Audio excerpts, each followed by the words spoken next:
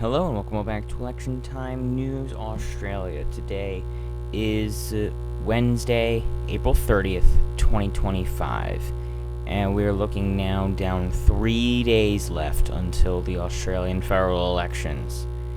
Election Time News, your one-stop for all things elections and politics, from summations to poll reviews and news. Subscribe below for more content like this about American, Canadian, and Australian elections. Remember, there's never a dull moment in politics. So, looking at our map here, this again is the poll bludger map. This is I believe the adjusted 2022 results, adjusted for the current map, the drawn out map here. 9 independents, 1 for the Centre Alliance, 1 for Canada's Australian Party, 4 for the Greens, 57 for the Coalition, 78 for the Labour Party. Here are the current standings as of right now. There are 13 independents, 1 for the Centre Alliance, 1 for Canada's Australian, 4 Greens, 54 for the Coalition, 76 for the Labour Party, and 2 seats are currently have nobody in them. I believe it's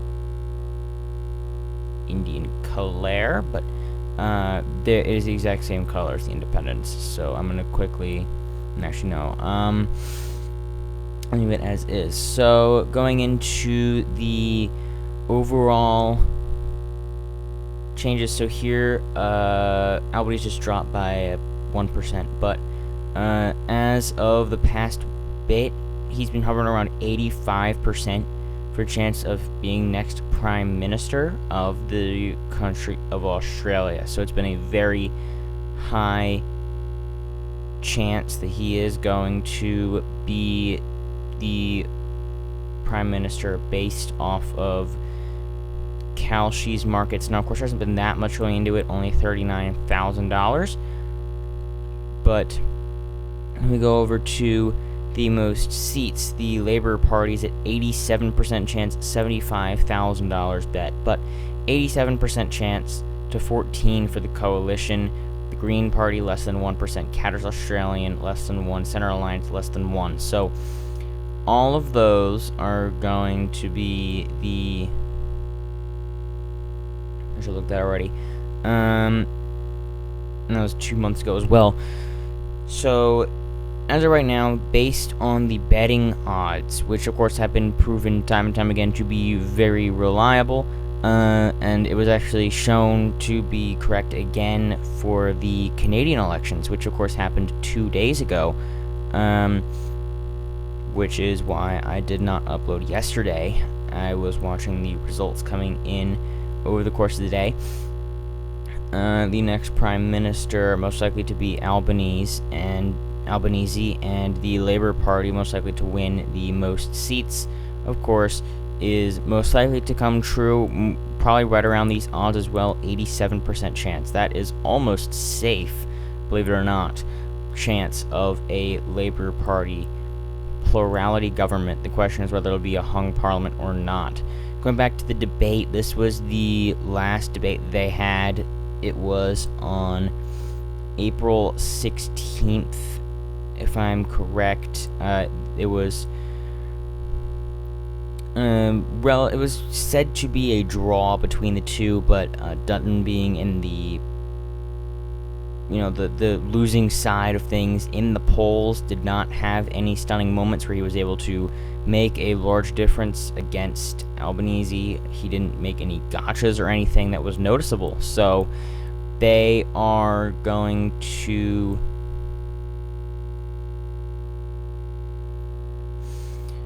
have to manage to pull some things together if they're going to want to potentially be able to win, because as of right now, the two-party preferred vote, 49.5 to 50.5 is best case for the Coalition based off of the current Guardian, and this is for the two-party preferred, 50.5, 49.5, 1% lead. That's really not that much. That's not going to end up ending up very well for these, which of course I will do an electorate by electorate map right before the very end, like I did for the Canadian elections, which now that it is over, I'm going to wait another day or two for the final results to actually be officiated, and then I will actually go in and compare my predictions based on that. So, that in mind, again, it's really not looking good for the coalition still. They're going to need to hold on to a few that they might be able to flip, like such as, Lingiari. They're going to be looking in at, such as, don't have labels on right here. That's irritating.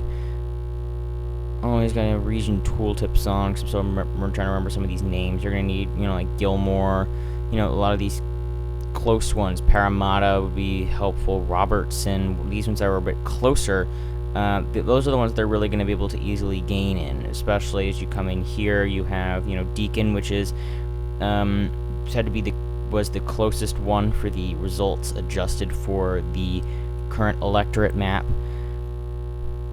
And so, with all that in mind, it's definitely going to be intriguing and important for them to be able to make whatever gains they can in the popular vote, especially where they're going to be looking at, again, outer, the outer Melbourne area, getting around Sydney, those sorts of things, especially in these, the main suburban regions are where they're going to need to be focusing on, because that's what's going to make or break the election for both parties, is going to be the suburbs that shifted relatively decisively for the Labour parties. You can see, zooming in here, don't have any borders. I have no clue why defaults to 0% border width, but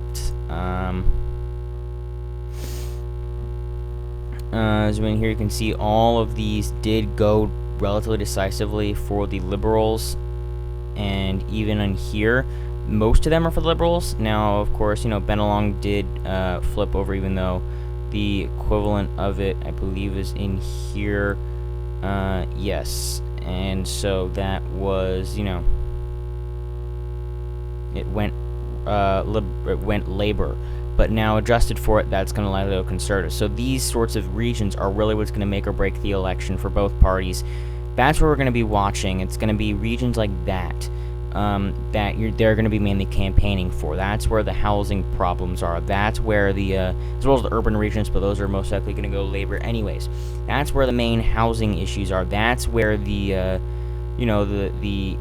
immigration's mainly going to, because those are generally safer as far as crime goes, and they still have a good number of jobs. That's where you're having those sorts of issues, and that's what they're trying to fight over.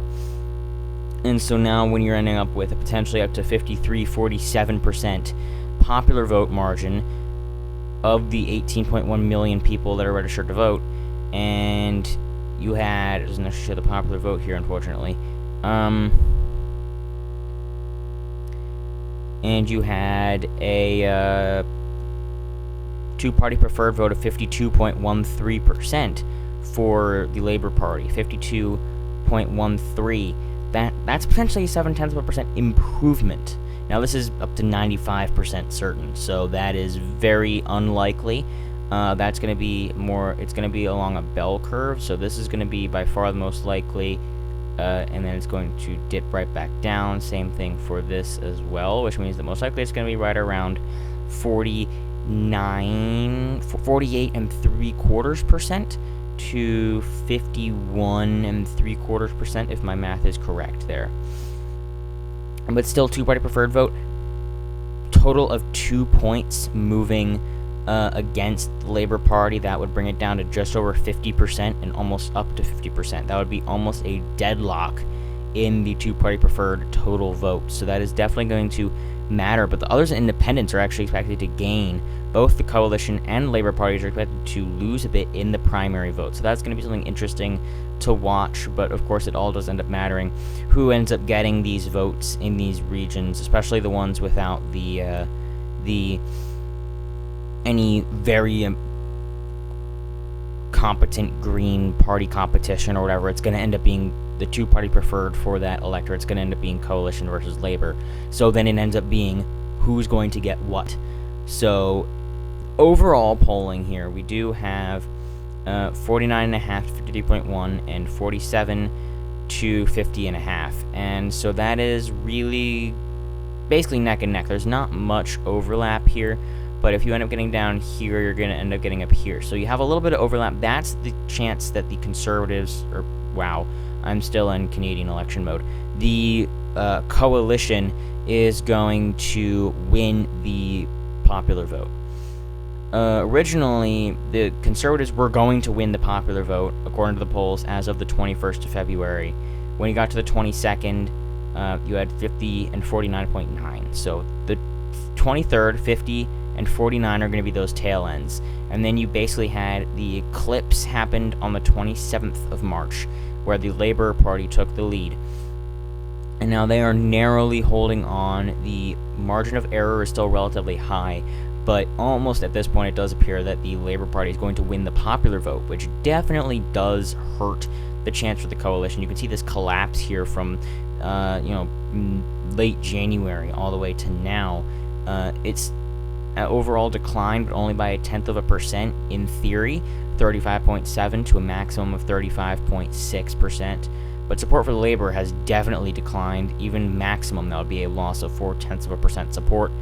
The Greens have gone up almost definitively based on this by at least 0.1%. Support for others has gone up definitively by 2%, a full 2%. So there's going to be a lot of teal independents that are going to be making these contests more and more interesting. We are coming down again to the last 3 days, so this is really what matters. We're going to be looking at every single poll that we can get, and then I'll be making a final prediction, and then I will be probably doing the analysis videos. I'll be doing the Canadian analysis probably right after the Australian election happens, and then once those results do get officiated, I will make analysis for that, and then I'll be dropping out for a while because I have that long-term project that I would like to finish. I will publish that, and then we'll be getting to the American elections that are happening this November.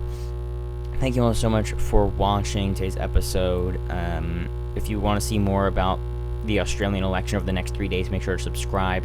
If you're American, just interested in Australian or Canadian politics, or Canadian interested in American and Australian, or Australian interested in Canadian American, I do all three. Make sure to subscribe for any of those. I do content year-round.